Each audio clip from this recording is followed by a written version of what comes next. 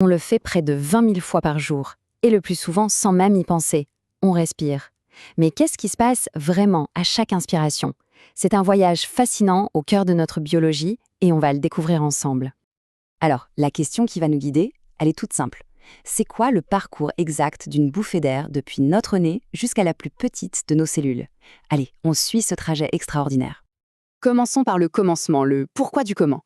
Pourquoi est-ce qu'on respire au juste? C'est quand même la base de tout. Pour bien piger le truc, il faut voir ça sous deux angles. D'un côté, on a l'anatomie. C'est un peu comme les pièces d'un moteur, si on veut. Les poumons, la trachée, bref, les structures. Et de l'autre, la physiologie. Là, c'est comment toutes ces pièces tournent ensemble pour nous maintenir en vie. On va explorer les deux. Et la mission principale, le but de tout ce système, il est super clair. C'est une double mission en fait. Primo, faire rentrer le carburant essentiel, l'oxygène, le fameux O2. Et deuxio, évacuer les déchets produits par nos cellules, le dioxyde de carbone, le CO2. C'est aussi simple et vital que ça. Bon, maintenant qu'on sait pourquoi on respire, suivons le chemin physique. Par où il passe cet air concrètement? Avant même d'atteindre les poumons, l'air subit une préparation cruciale. Il est conditionné. Les voies aériennes supérieures agissent comme un filtre pour le nettoyer, un humidificateur pour qu'il ne soit pas trop sec et un radiateur pour le mettre à la bonne température. C'est une étape de préparation indispensable pour protéger nos poumons qui sont si délicats.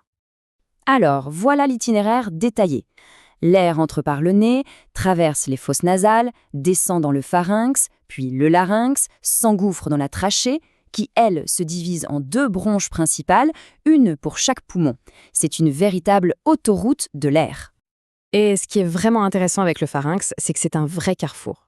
C'est l'endroit où le chemin de l'air qu'on respire croise le chemin de la nourriture qu'on mange.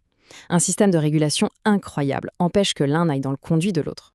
On y est. Après ce long trajet, l'air arrive enfin à sa destination principale, le centre de l'action, les poumons. On a deux poumons, mais attention, ce ne sont pas des jumeaux parfaits. On remarque tout de suite une différence de structure, et la raison, elle se cache juste à côté. Le poumon droit, par exemple, est un peu plus grand, et il est divisé en trois sections bien distinctes, qu'on appelle des lobes. Le poumon gauche, lui, n'en a que deux, et la raison est simple.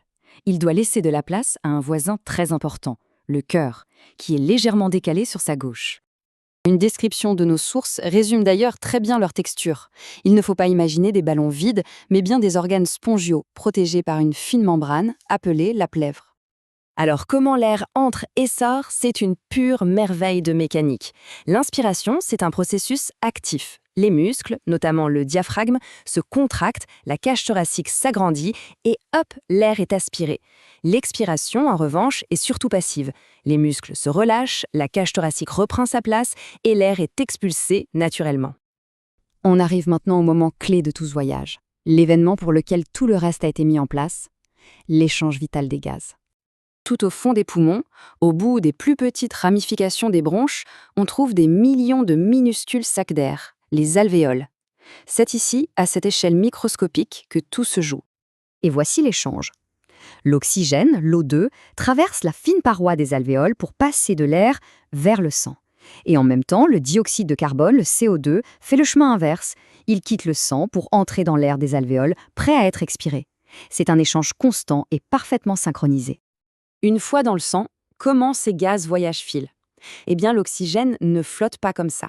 Il s'accroche à l'hémoglobine dans nos globules rouges qui agit comme un véritable taxi pour le livrer dans tout le corps. Le dioxyde de carbone, lui, voyage principalement en se dissolvant directement dans le sang. On a vu l'anatomie et la mécanique. Mais qui dirige tout ça? Comment le corps sait-il quand et comment respirer? C'est là qu'intervient le centre de contrôle. Tout ce processus, si complexe et pourtant si automatique, est piloté par une petite région à la base de notre cerveau, le tronc cérébral. C'est le véritable pilote automatique de notre respiration. On n'a pas besoin d'y penser, il s'en occupe pour nous. Et ce pilote est incroyablement intelligent. Il ne se contente pas de maintenir un rythme constant, non, il ajuste en permanence la vitesse et la profondeur de notre respiration en fonction des besoins du corps. Quand on court, il accélère, quand on dort, il ralentit, il s'adapte en temps réel au stress, à l'effort, au repos. C'est fascinant. Ainsi se termine notre voyage. On a vu comment un simple souffle soutient la vie. Ça nous amène à une dernière réflexion. Le corps ajuste chaque respiration sans qu'on y pense. Quelles autres merveilles automatiques se déroulent en nous à chaque instant sans même qu'on en ait conscience?